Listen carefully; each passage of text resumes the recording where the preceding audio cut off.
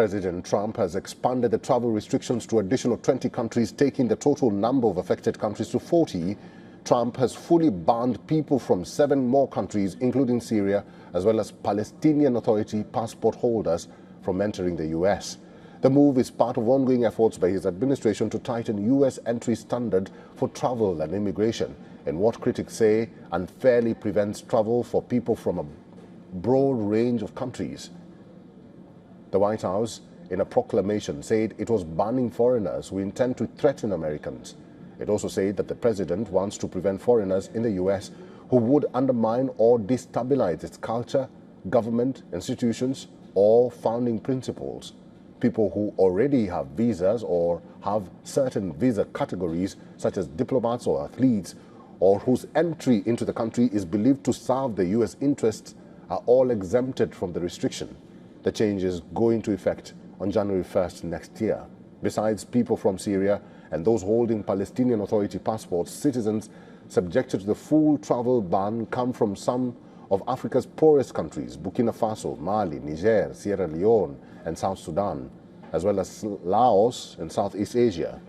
In a series of new actions, Trump also imposed partial travel restrictions on citizens of other African countries, including the most populous Nigeria, as well as Ivory Coast and Senegal, which qualified for the World Cup set to be played next year in the U.S., as well as Canada and Mexico. The Trump administration has promised to let in athletes for football's signature competition, but has made no such promises for fans of blacklisted countries. Other countries slapped with partial restrictions are from Africa or largely black nations in the Caribbean, including Angola, Antigua and Barbuda, Benin, the Dominican Republic, and Gabon. And for the latest, our correspondent Kalden Omu has sent us this report from Johannesburg.